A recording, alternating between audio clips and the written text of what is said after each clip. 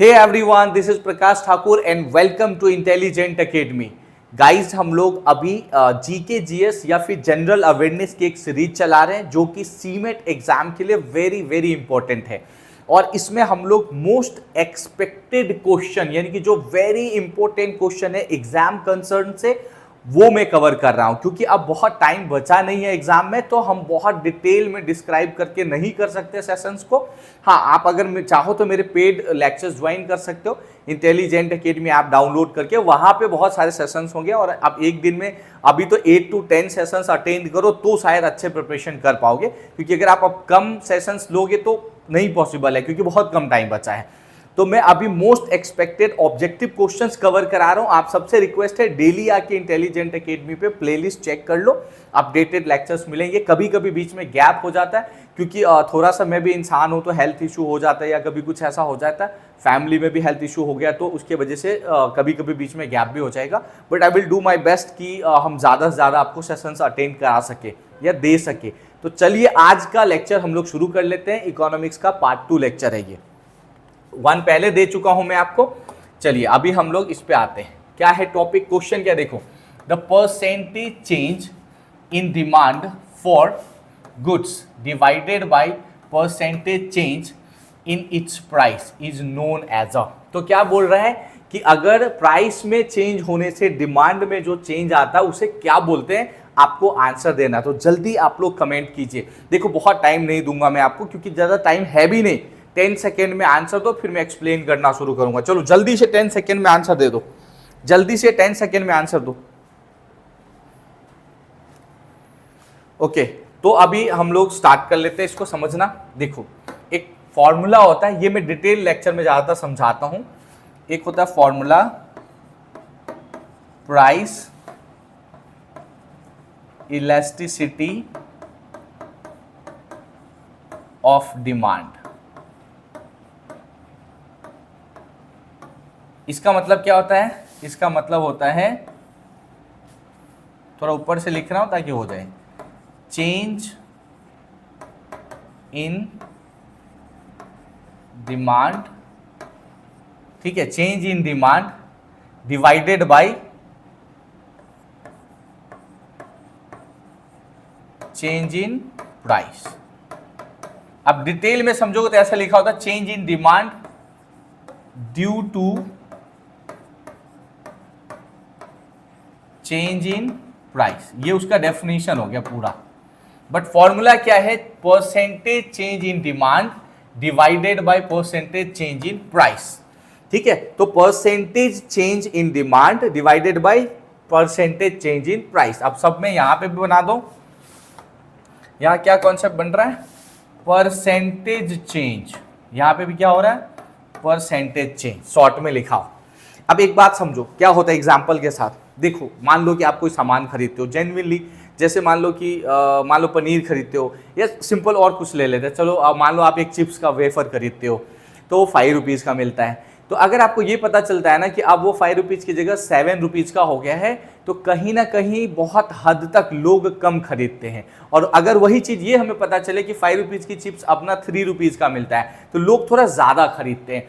तो प्राइस में जो चेंजेस आते हैं उससे डिमांड में जो चेंज आता है, मतलब इंक्रीज हो जाता है या डिक्रीज हो जाता है, इस पॉइंट को ही हम लोग कहते हैं प्राइस इलास्टिसिटी ऑफ डिमांड। तो इसका राइट आंसर क्या हो जाएगा आपका, price elasticity of demand. I mean so कि C is the right answer of this question. ठीक है, तो आई होप आपको ये क्लियर हो गया होगा। ओके, अब देखो इसको बहुत डीप में बहुत एग्जाम्पल के साथ कवर कर सकते हैं, पर अभी टाइम नहीं है तो थोड़ा फास्ट चलेंगे। नेक्स्ट क्वेश्चन पे आते हैं। इसका राइट आंसर सी है, C is the right answer of this question. चलो इसका कमेंट करके आंसर दो।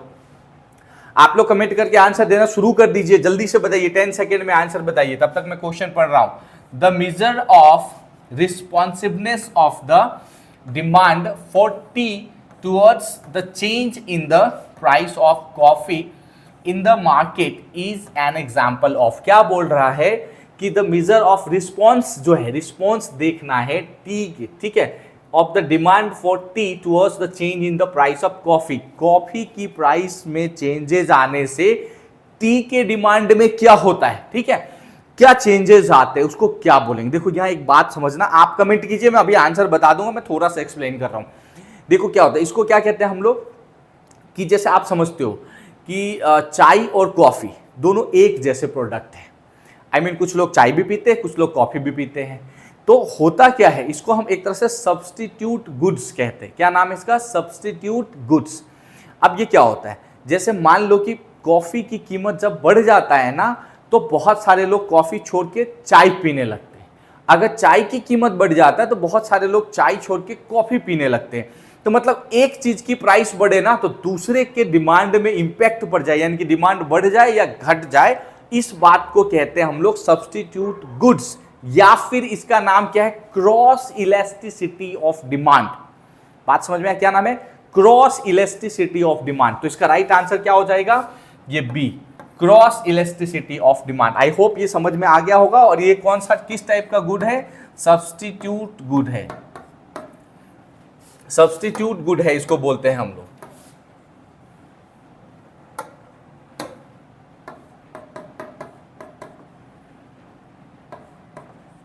सब्स्टिट्यूट गुड का मतलब क्या होता है? ये इसको, इसमें कौन से आते हैं? T and coffee. ठीक है, टी कॉफी में क्या कर सकते हैं हम लोग? देखो टी कॉफी में हम क्या कर सकते हैं,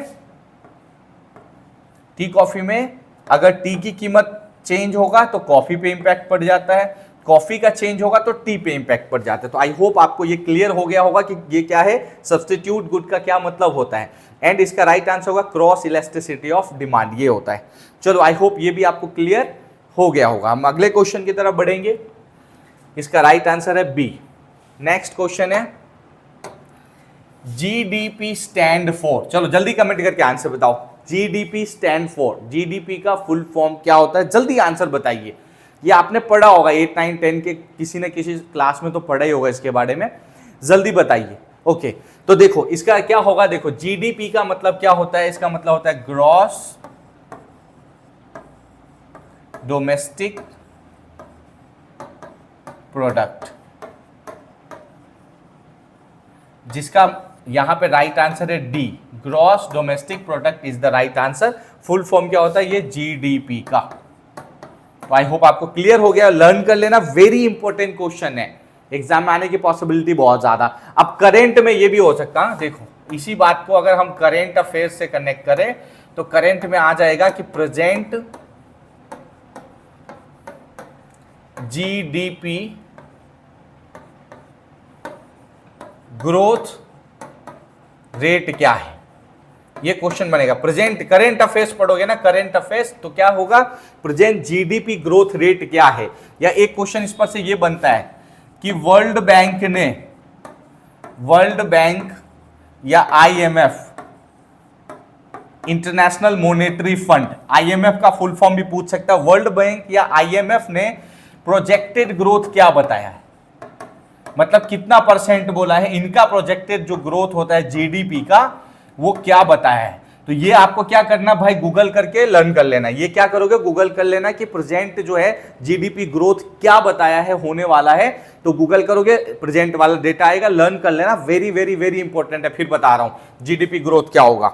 अब ये प्रेजेंट डेटा में एंड वाले लेक्चर्स के टाइम पे एक्सप्लेन करूंगा, बट आपको ये कर लेने का। इसका राइट आंसर होगा D. Fourth question, question number 4, when price rise between 20% to 100% per annum or even more, it is termed as। अगर कोई चीज की कीमत 20% से 100% हो जाए महंगाई, या उससे भी ज्यादा, तो उसे क्या कहते हैं, ये आपको बताना। जल्दी से कमेंट करके आंसर बताइए। जल्दी कमेंट करिए, 10 सेकेंड का, 10 सेकेंड टाइम है, जल्दी कमेंट करिए।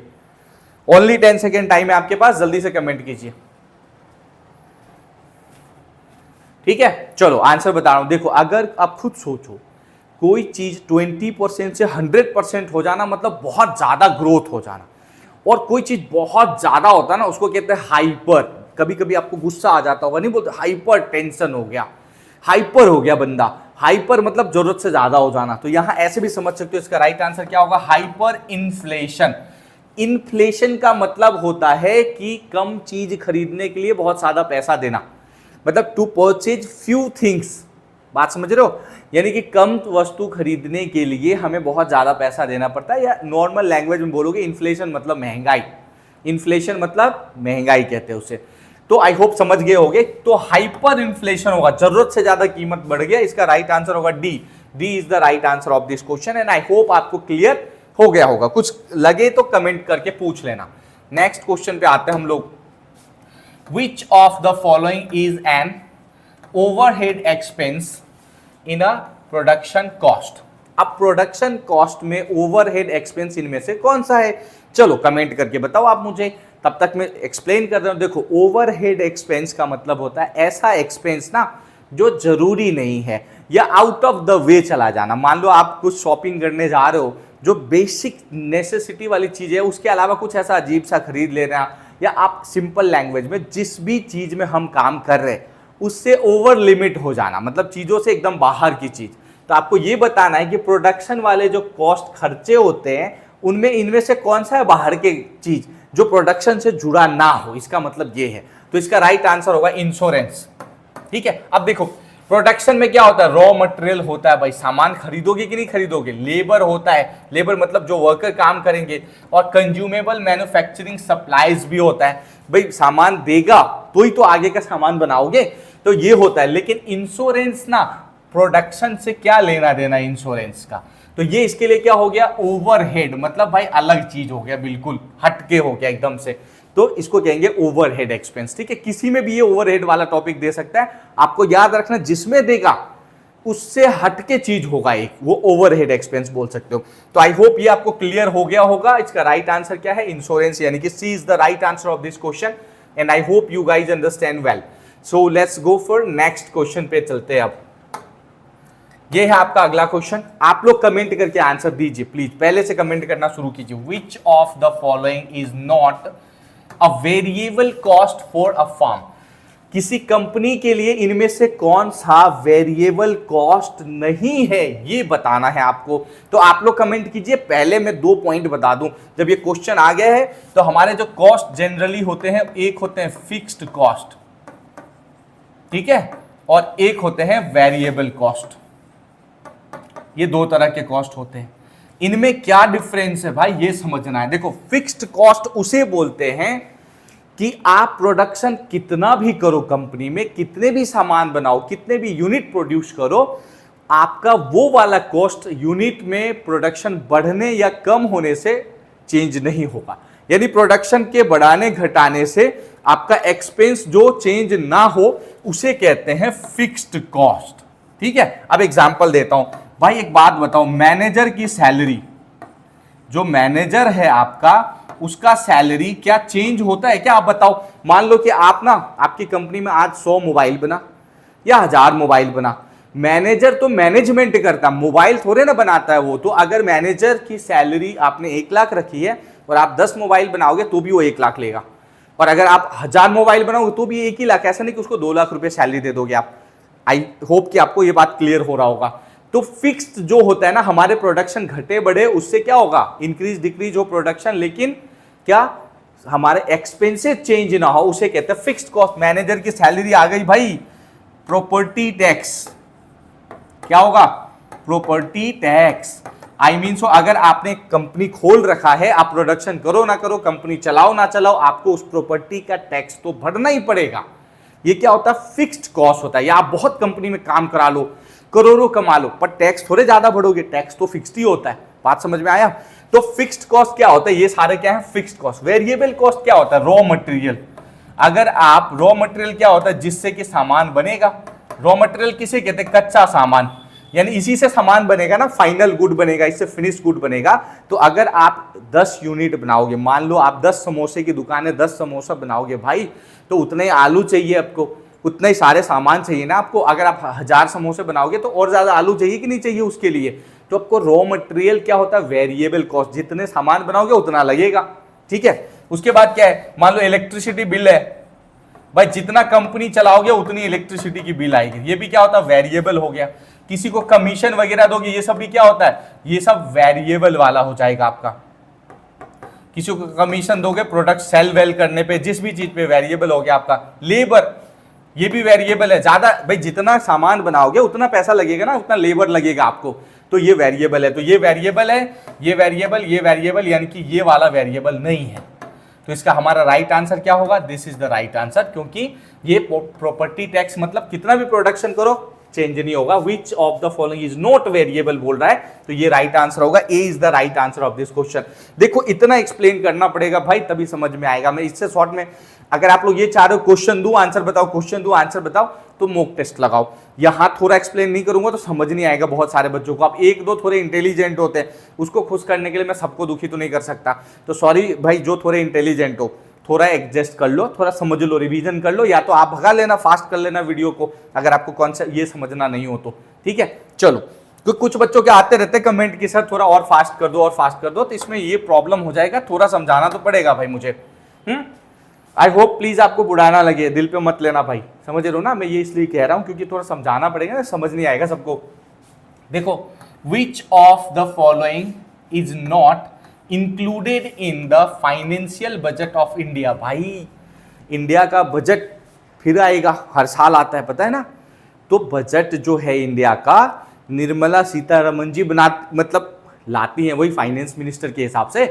तो ये भी क्वेश्चन पूछ ले, फाइनेंस मिनिस्टर कौन है करंट में, हालांकि चलो अभी बजट आएगा तो आपको क्या समझना बजट में, इसमें कौन सा पॉइंट नहीं आता, इसके लिए थोड़ी बजट की इंफॉर्मेशन चाहिए, थोड़ा सा इको का लेक्चर देखना जरूरी है, कॉन्सेप्ट वाले, जीडीपी क्या, एनडीपी क्या, एनएनपी क्या, उसके बाद सारे जो डेफिसिट होते हैं वो क्या होता है, सब समझना जरूरी है। अगर आपको नहीं क्लियर है तो हार्ड लगेगा। चलो, मुझे लग रहा है इतने देर में आपके आंसर आ गए होंगे।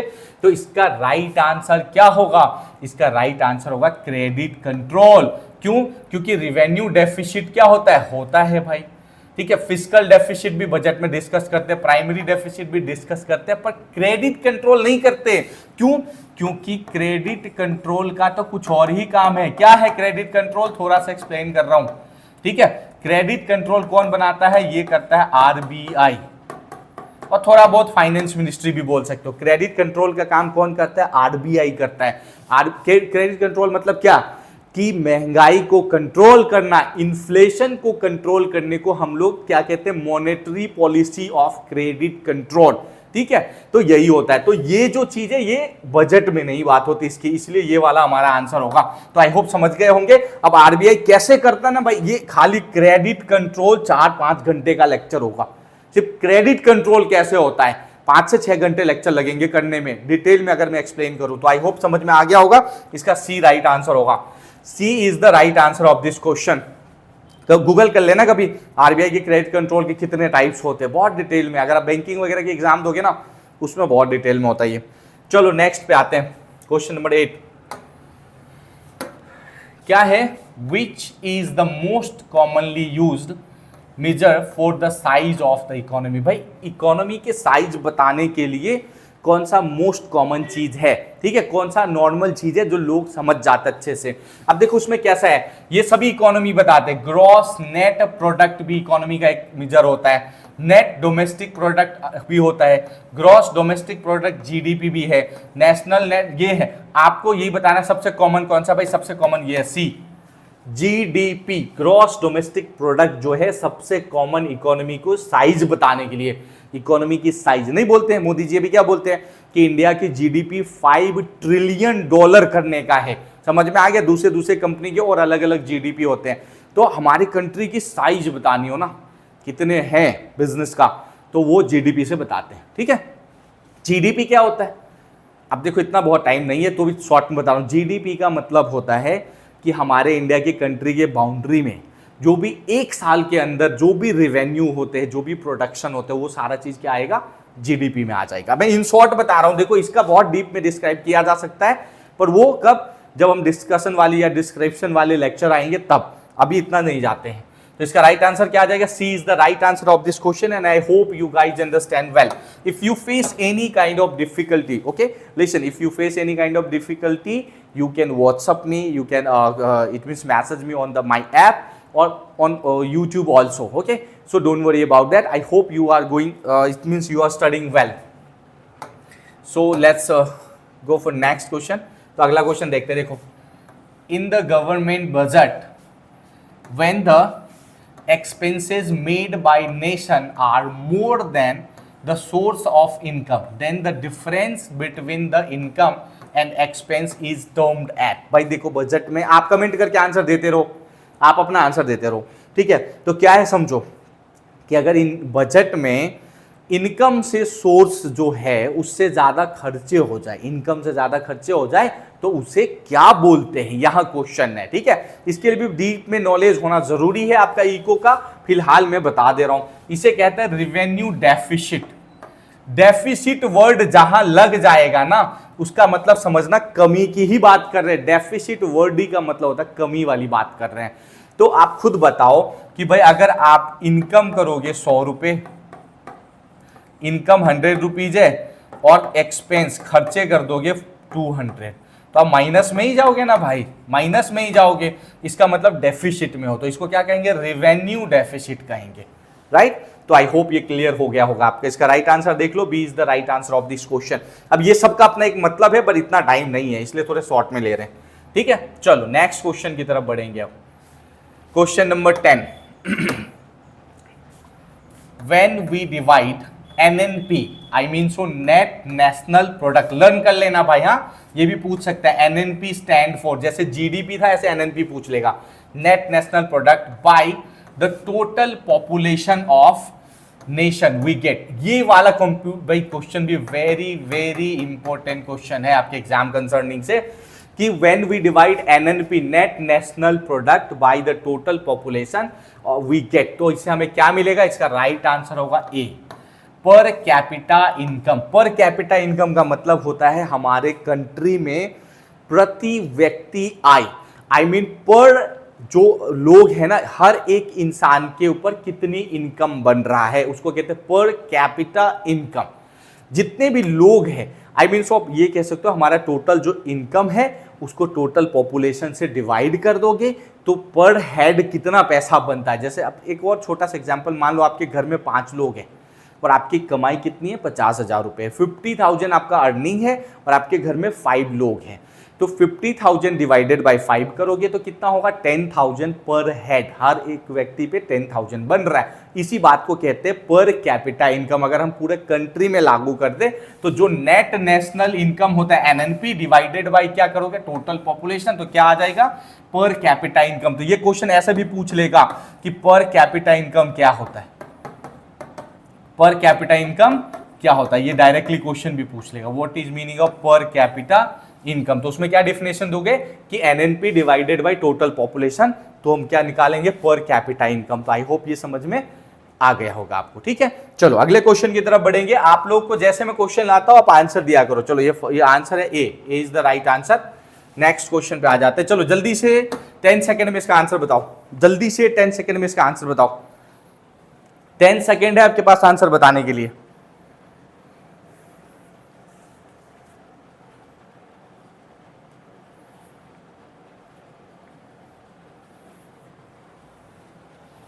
चलो अब मैं एक्सप्लेन कर दे रहा हूं क्या है। Arthashastra by Kautilya is related to, देखो हमारे इंडिया में ऐसे फादर ऑफ इकोनॉमिक्स किसे कहते हैं, मतलब हमने पढ़ा होगा कि फादर ऑफ इकोनॉमिक्स, जो फादर ऑफ इकोनॉमिक्स एक टॉपिक हमने पढ़ा था, ये किसे बोलते हैं, तो हमने पढ़ा था एडम स्मिथ को बोलते हैं। प्रीवियस लेक्चर मैंने एक्सप्लेन किया था, एडम स्मिथ को कहते हैं। पर जब हम बात करें इंडिया में तो बहुत लोगों का ये क्वेरी था कि भाई इंडिया में तो हिस्ट्री के टाइम पे जो कौटिल्य थे, या इनको चाणक्य कहते हैं, कौटिल्य को क्या बोलते हैं, चाणक्य, उन्होंने अपनी किताब लिख दी थी अर्थशास्त्र। आपको पता होगा ये धनानंद का टाइम चल रहा था हिस्ट्री में, तो उस टाइम पे उसको हराने के लिए या आप इन्होंने चाणक्य ने एक किताब लिखी थी जिसका नाम क्या था, अर्थशास्त्र। तो जब उन्होंने हिस्ट्री टाइम पे अर्थशास्त्र लिख दिया तो भाई ये बंदा तो बहुत 16-17 सेंचुरी में जाके इन्होंने अपनी किताब लिखी थी, फादर ऑफ इकोनॉमिक्स ने, एडम स्मिथ ने द वेल्थ ऑफ नेशन नाम का एक किताब लिखा था। ये भी पॉइंट आ जाएगा, ये भी याद करना, द वेल्थ ऑफ नेशन करके एक बुक लिखा था इन्होंने। तो भाई ये तो 17-16 सेंचुरी की बाद की बात है, ये बंदा तो हिस्ट्री के टाइम में मतलब लिख दिया था, तो फिर क्यों इनको फादर ऑफ इकोनॉमिक्स नहीं कहते हैं, क्योंकि इन्होंने बुक का नाम तो लिखा था अर्थशास्त्र, जिसका इंग्लिश में अभी हम लोग क्या बोलते हैं, ये इकोनॉमिक्स बोलते हैं, बट उसमें इन्होंने इकोनॉमिक्स की बात नहीं की थी, उन्होंने इसमें पॉलिटिक्स की बात की थी। ठीक है, उन्होंने इसमें किसकी बात की थी, पॉलिटी यानी कि राजनीति की बात की थी। तो इसके लिए इसका राइट आंसर क्या होगा, उन्होंने उस बुक में क्या कहा था, पॉलिटिकल रीजन को कनेक्ट किया था। किसके रिलेटेड था, पॉलिटिकल को, धनानंद को कैसे हराएंगे, मतलब पॉलिटिक्स कैसे करेंगे उसके बारे में था। ठीक है, ये किताब बहुत अच्छा है ऐसे, अर्थशास्त्र जो था। तो चाणक्य की नीति ऐसी है, बहुत जोरदार है, तो आप वो भी पढ़ सकते हो, पर फ्री होने के बाद, अभी तो एग्जाम का पढ़ लो भाई, इतना टाइम नहीं है। तो क्लियर हो गया होगा आपको क्या है ये सभी फैक्ट जो बताऊं, ये भी इंपॉर्टेंट है, तो नोट डाउन कर लेना। ठीक है, चलो अगले क्वेश्चन की तरफ बढ़ेंगे। B is the right answer of this question, B is the right answer of this question. चलो नेक्स्ट क्वेश्चन पे आ जाते हैं। आप लोग कमेंट करके अपना आंसर दीजिए, आप अपना प्रैक्टिस कीजिए, खुद की जो भी आपका कहां तक पहुंचे हो, कितनी प्रिपरेशन है, टेस्ट कर लो इससे, क्वेश्चन अगर आपसे आ रहे तो। The term mixed economy denotes, भाई मिक्स्ड इकोनॉमी का क्या मतलब होता है, हालांकि मैंने टाइप ऑफ जो इकोनॉमी के सेक्टर्स एक्सप्लेन किए थे आपको, वहीं से यहां आ जाएगा।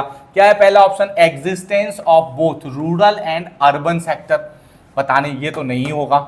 Existence of both private and public sector, भाई यही राइट आंसर है। मैंने आपको बताया था कि जो मिक्स्ड इकोनॉमी क्या है, इंडिया की इकोनॉमी क्या है, मिक्स्ड इकोनॉमी। मिक्स्ड इकोनॉमी में क्या होता है, गवर्नमेंट का भी चलता है और प्राइवेट वाले भी अपने मन से काम करते हैं। जैसे कुछ जैसे ONGC है, बहुत सारे नवरत्न कंपनी है, ये सारे कंपनियां कौन कर रहा है, गवर्नमेंट रन कर रही है। जो प्राइवेट भी इतने सारे कंपनी चल रहे हैं, तो यहाँ इंडिया में क्या है, प्राइवेट और पब्लिक दोनों मिलके काम करती है, तो उसको कहते हैं मिक्स्ड इकोनॉमी। यहाँ गवर्नमेंट का भी कंट्रोल है और पब्लिक को फ्रीडम भी है, इसको क्या कहते हैं, मिक्स्ड इकोनॉमी। बाकी सब आंसर नहीं होगा, तो इसका राइट आंसर है B, B is the right answer of this question, and I hope आपको क्लियर हो गया होगा, बी इसका राइट आंसर है। चलिए अगले क्वेश्चन की तरफ बढ़ रहा हूं, आप लोग आंसर दीजिए। ये रहा आपका अगला क्वेश्चन, जल्दी से 10 सेकेंड लो भाई, 10 सेकेंड में आंसर दो इसका, 10 सेकेंड, जस्ट 10 सेकेंड।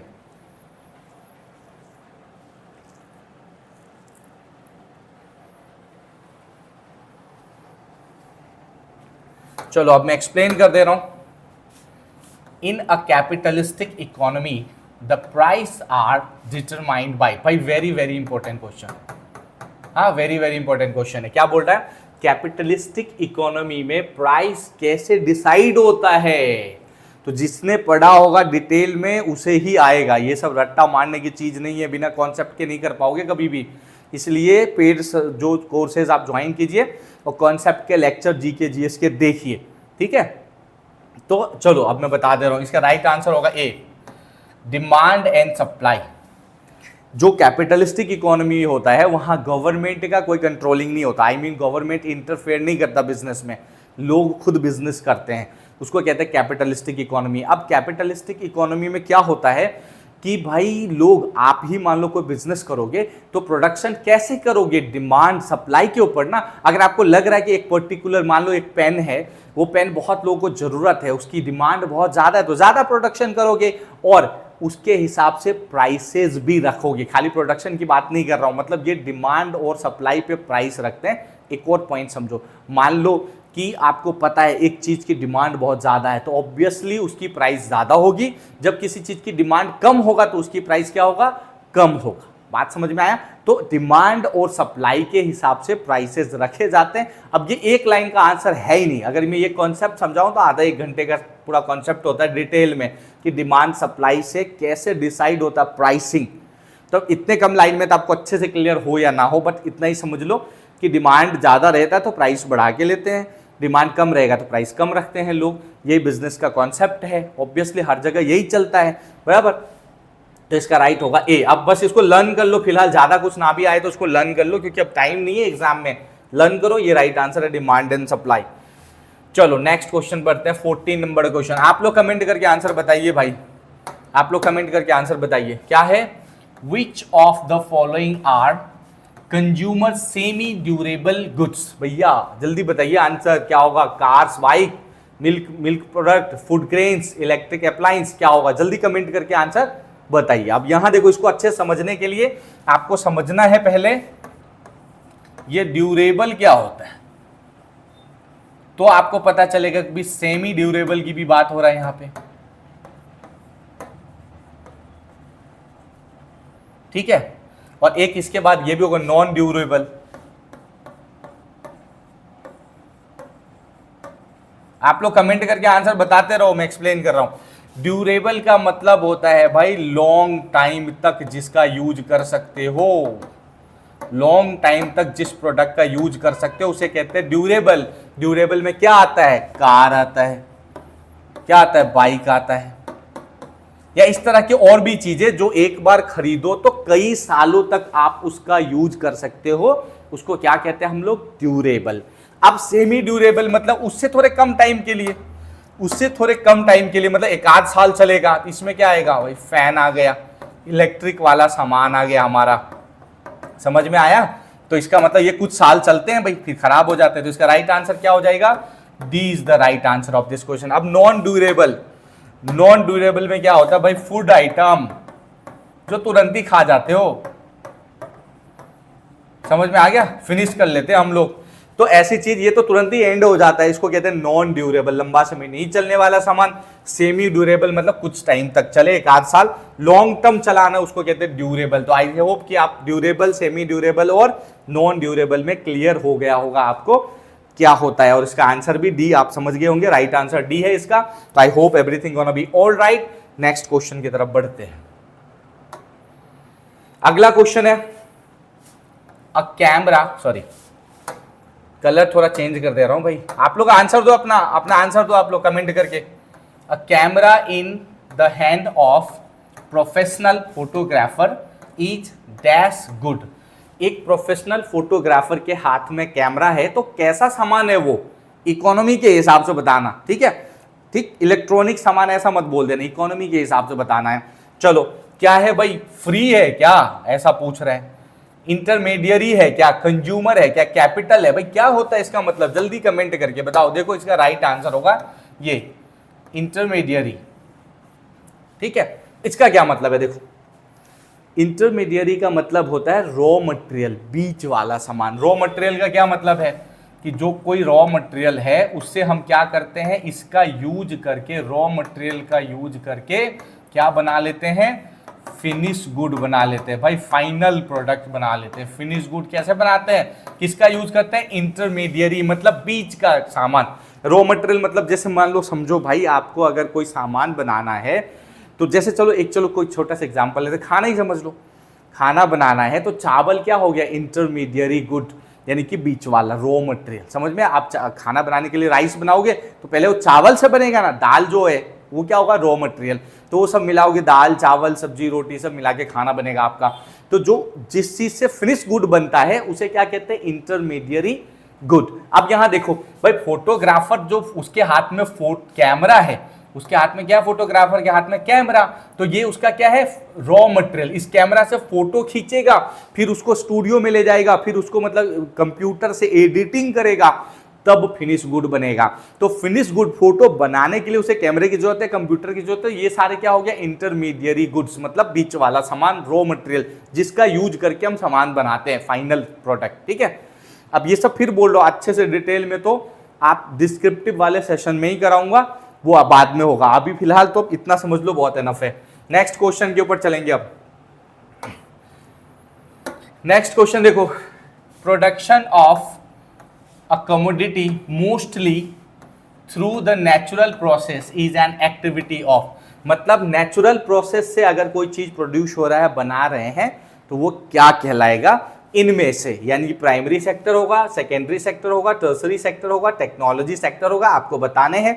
मैंने आपको सेक्टर ऑफ इकोनॉमी समझाया था। जल्दी कमेंट करके बताओ, जल्दी से इसका आंसर कमेंट करके बताओ, बस 5 सेकेंड में आंसर बताओ, 5 सेकेंड में आंसर बता दो, 5 सेकेंड में आंसर आ जाना चाहिए। चलो अब मैं एक्सप्लेन कर दे रहा हूं। देखो इसका राइट आंसर होगा प्राइमरी सेक्टर। मैंने बोला था भाई, नेचर का यूज करके जो प्रोडक्ट हम बनाते हैं उसे क्या कहते हैं, प्राइमरी सेक्टर। मैंने आपको बोला था सेकेंडरी सेक्टर में क्या आता है, मैन्युफैक्चरिंग, जो हम कुछ मैन्युफैक्चर करते हैं वो किस में आता है, सेकेंडरी में। टर्सरी में क्या कहा था, जो सर्विस देते हैं हम लोग वो होता है टर्सरी में। सर्विस मतलब जैसे बैंक, समझ में आ गया, होटल, उसके बाद रेलवे यानी कि ट्रांसपोर्ट, ये सब क्या आता है सर्विस सेक्टर में। टेक्नोलॉजी सेक्टर भी होता है, यानी कि टेक्निकल अगर चीजें हो तो ये अलग से है, ऐसे ही, मतलब इस तीनों मेन प्राइम सेक्टर में नहीं आते वो। तो ये हो गया आपका राइट आंसर। क्या होगा? A is the right answer. Primary क्योंकि वो नेचर से बना रहा है, यहां लिखा हुआ कम्युनिटी किससे बनेगा? नेचुरल प्रोसेस से, तो उसको हम क्या कहेंगे? Primary sector. तो आई होप ये भी क्लियर हो गया होगा आप लोगों को। चलिए अगले क्वेश्चन की तरफ बढ़ेंगे। नेक्स्ट क्वेश्चन आप लोग कमेंट करके आंसर दीजिए भाई।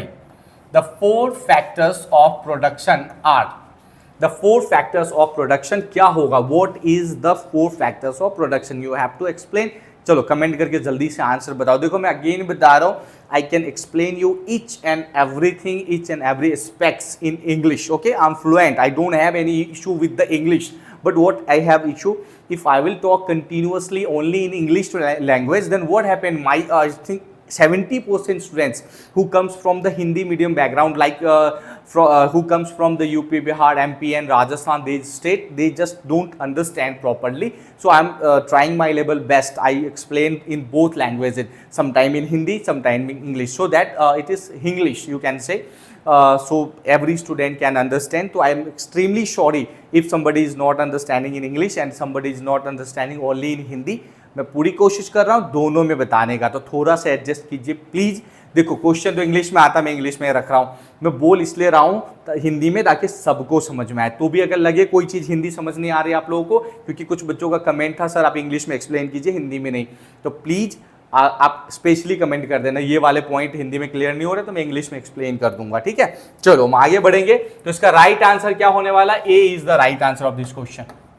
ए is the right answer of this question. देखो है क्या, प्रोडक्शन के फैक्टर में क्या क्या आता है? लैंड आता है, जमीन आता है, लेबर आता है, कैपिटल आता है, ऑर्गेनाइजेशन आता है। यही 4 चीजें ये आते हैं। लैंड, इलेक्ट्रिसिटी तो नहीं आता, ये होगा नहीं, वाटर नहीं होगा, labour, capital, land and rainfall का कोई लेने देना, यहाँ भी रेनफॉल आए तो ये होगा इन। तो राइट आंसर क्या है? A is the right answer of this question.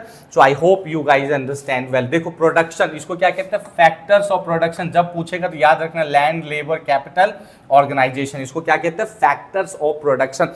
कोई सामान बनाने के सबसे मेन चीजें कौन सी है? तो जमीन चाहिए ना भाई, पहले लोगों की जरूरत है ना काम करने वाले के, कैपिटल पैसे चाहिए कि नहीं चाहिए, ऑर्गेनाइजेशन चाहिए ना, पूरे टीम, तो इसकी जरूरत होती है। तो इसको कहते हैं फैक्टर ऑफ प्रोडक्शन। तो A is the right answer and I hope you understand well. चलो इसका आंसर बताओ, इसका आंसर बताओ। The existence of a parallel economy और अ ब्लैक मनी, इनमें से क्या होगा? जल्दी से आंसर कमेंट करके बताओ। बड़ा इंपॉर्टेंट क्वेश्चन है, ब्लैक मनी के ऊपर है भाई।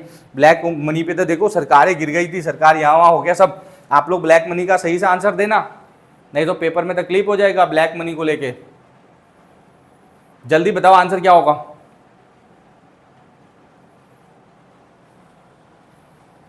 The existence of parallel economy और अ ब्लैक मनी, मतलब कौन से इकोनॉमी में ब्लैक मनी मिलते हैं, ब्लैक मनी होते हैं, या पैरेलल इकोनॉमी।